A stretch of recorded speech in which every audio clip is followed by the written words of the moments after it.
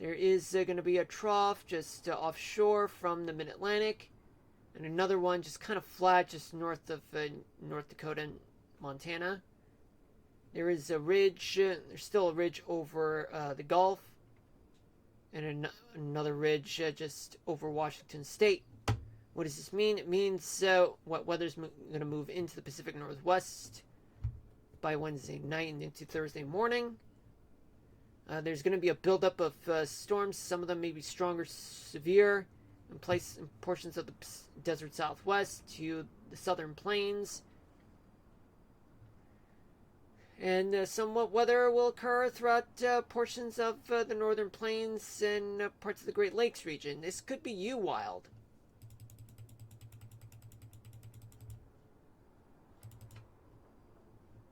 I'm going to change the map to see if there's any tropical activity.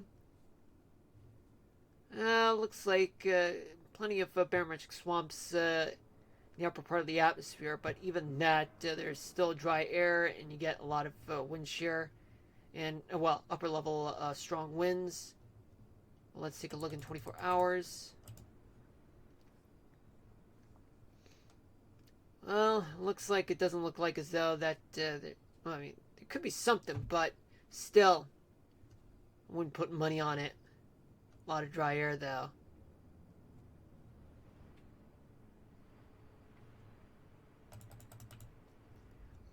All that strong air is here, just over the Caribbean and to the east. Something, but I wouldn't put money on it for Tuesday night.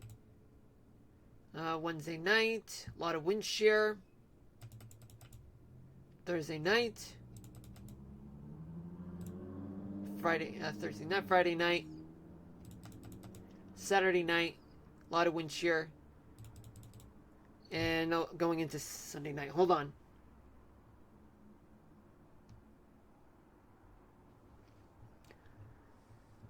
Okay, and let's see.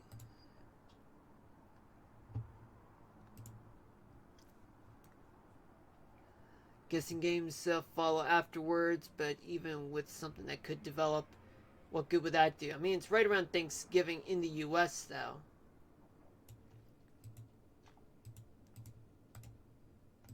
Let's check the European model. Lots of barometric swamps in the upper part of the atmosphere, but let's check in 24 hours. Something could form right here, but that won't do. I mean, something could be a thing right here in the Caribbean, but for Tuesday night, though, there's a lot of wind shear that's going to kill it and kill them. Yeah, any chance of development whatsoever. Wednesday night, a lot of wind shear. Thursday night, too. Friday night. Saturday night, and Sunday night. Guessing games follow.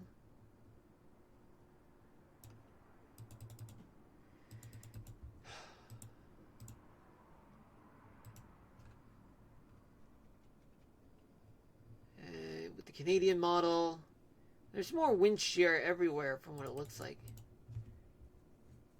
And the same story for tomorrow night.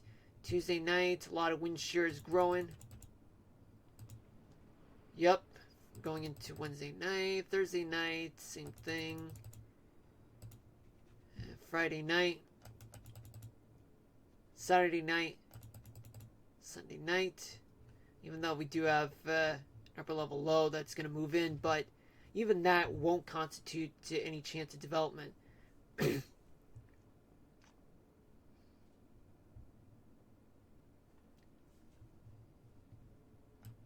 chance of development after that? Not much.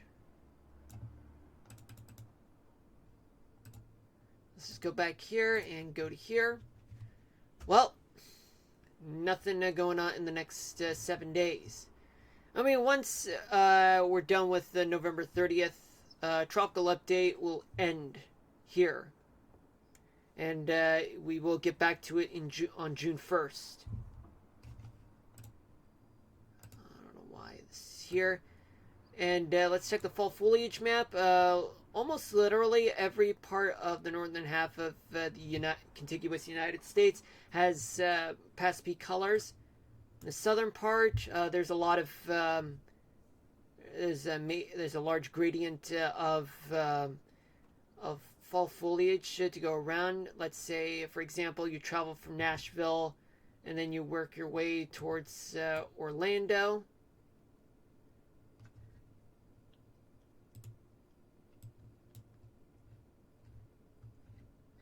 A little bit in Orlando, but Atlanta, portions of Atlanta have peak colors, but otherwise it's high colors. Dallas, moderate to high colors. Los Angeles, starting to have some moderate colors in some places, otherwise it's low colors. Phoenix, low colors. Tucson, moderate. Oklahoma City, peak colors. Houston, low to moderate colors. San Antonio, moderate. Charlotte is about to have past peak colors. Alright, and now let's take a look at the drought. Plenty of drought in Maine and northern New England. Portions of the southeast, like Panhandle of Florida, southern Georgia, Alabama, southern Texas, the desert southwest, Great Basin, and Washington State, Idaho, and Montana, and portions of the Ohio Valley. Northern California doesn't have any more drought. Kentucky's drought-free. Much of North Dakota is drought-free. In Tennessee, too. And almost for Connecticut, Rhode Island is drought-free.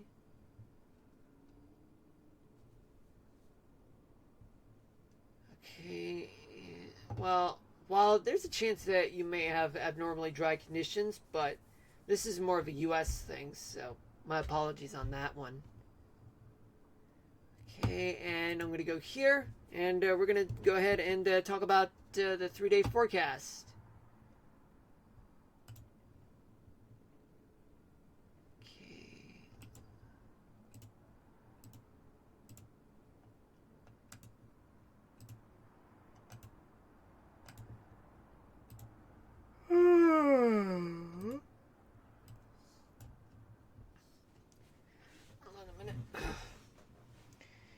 Yeah, I feel slightly more well rested than, let's say, yesterday, because of work. But the thing is, I gotta go back to work tomorrow. Yay! But, however, next week, not the one that starts tomorrow, the one that starts next Monday, I only work for 3 days, and then after that, I have 2 days off because of American Thanksgiving. It happens like on every last Thursday of almost every last Thursday of the year. Then after that, we have Black Friday. And then just ordinary weekend, and then I go back to my regularly scheduled program, if you know what I mean, Wild. But I do have one whole week off just right between Christmas and New Year. But anyway, we'll just save that for another time. Let's talk about your weather, Wild. So let's take a look for tomorrow morning. It looks like your lows would be in the mid-single digits in degrees Celsius, below freezing. Folks in the U.S., there's plenty of mild weather throughout the Gulf Coast, plus portions of the southern plains.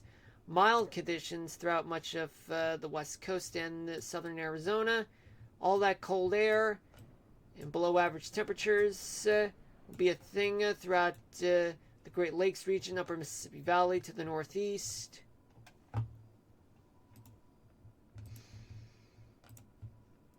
Wild for tomorrow. By tomorrow night, you should have highs that will be near the freezing mark. Folks in the U.S., virtually throughout the South, plenty of mild conditions to warm conditions like southern Texas, mild to warm conditions in southern Arizona, to portions of California, and the leeward side of the Cascades and portions of the Great Basin. Still some chilly weather throughout portions of the Great Lakes region, the interior Northeast.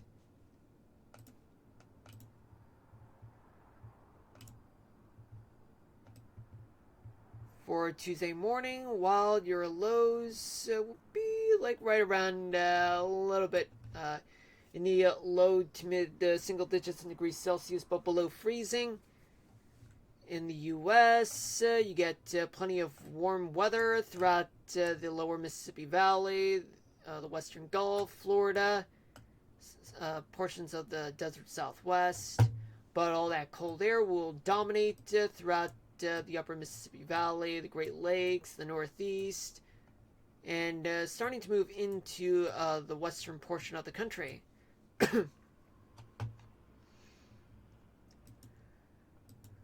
And we take a look for Tuesday night. While your highs will be right near the freezing mark in degrees Celsius.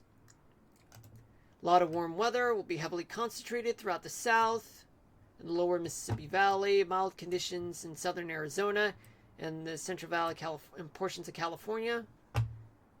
And plenty of freezing temperatures throughout portions of the Northeast, the Great Lakes, and the Cascades too.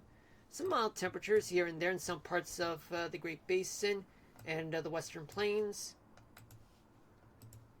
Let's take a look for Wednesday morning. While your lows be in the single digits in degrees Celsius, but below freezing. Folks in the U.S., still plenty of warm weather throughout the south. And mild temperatures in southern Arizona, and plenty of cold temperatures or below average temperatures throughout much of the interior west, upper Mississippi Valley, Great Lakes region, and portions of the Northeast. And finally, let's see, while for you, your temperature readings will start to go up, and it'll be right around near the mid single digits in degrees Celsius above freezing, which means it'll be around 5 degrees Celsius above freezing. A lot of warm temperatures, heavily concentrated in the south. Mild weather starts to recur in the west coast and portions of the desert southwest, and as well as portions of the Great Plains. There's still some cold weather throughout portions of the Northeast, upper Mississippi Valley. And now let's talk about humidity in terms of dew point. While for you, your dew point values be down, down, down, which means that there's a lot of dry air in your area. And that's a good thing. But although it's going to be really cold for you, Wild, so I don't know if just sunshine would be enough for you to warm up those spirits of yours if you're not into the cold weather.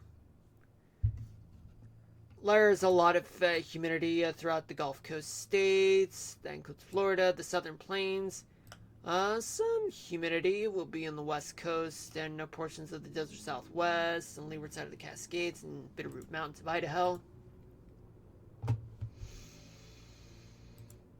For tomorrow night, while your weather's going to be very dry.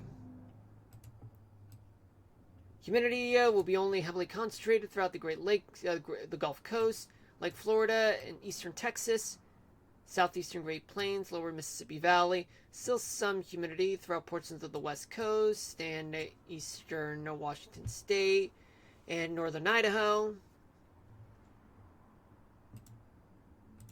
Let's take a look for Tuesday morning. While it looks like maybe a little bit of a humidity, it could be there, but not enough to constitute a chance of rain or snow showers or whatsoever. But